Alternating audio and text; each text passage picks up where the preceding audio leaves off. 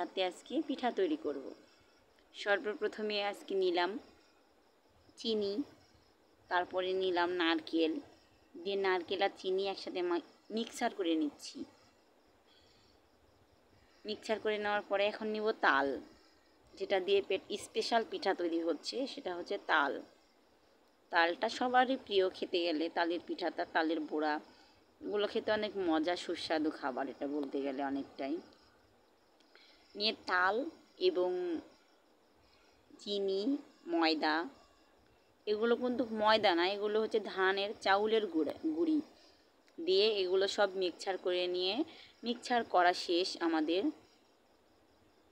আটার হালুয়া তৈরি হয়ে গেছে, মানে আটাটা মিক্সচার করে নিয়ে রেখে দিয়েছি, আধ ঘন্টা রেখে দিয়েছি। দেওয়ার পর এখন তালটা রান্না করা হবে, তো তালটা আবার মিক্সচার করছি সব কিছু দিয়ে।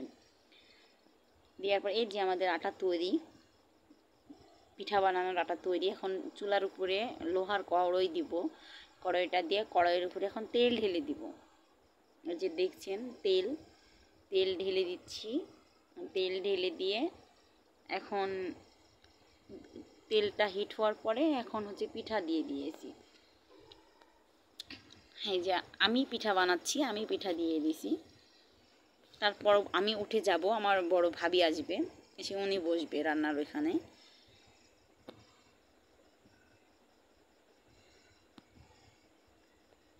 কি সুন্দর মচমচে পিঠাগুলো হবে, দেখলে আপনারা বলবেন, আপনাদের জিভাতেও জল চলে আসবে, আর দেখে বলবেন পিঠাগুলো কেমন হচ্ছে।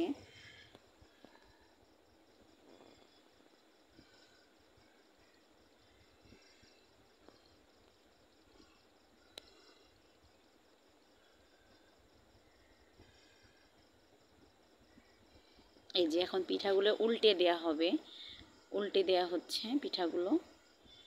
আমি আবার হচ্ছে ওটার ভিতরে, মানে তালের ভিতরে দুধ দেওয়া হয়েছে, দুধ দিয়ে এখন নাড়াচাড়া করা হচ্ছে চিনি দিয়ে, দিয়ে পিঠা উল্টায়ে পাল্টায়ে ভাজা হচ্ছে।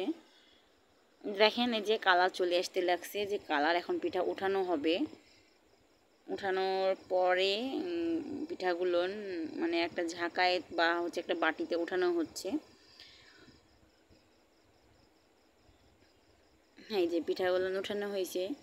আপনাদেরকে আর কিছু দেখাবো না, পিঠাগুলো বানানোর পরে দেখাবো। এই যে আমাদের পিঠা বানানো শেষ, অলরেডি পিঠা বানানো শেষ। এখন আমরা পিঠাগুলো নিয়ে যে খাবো।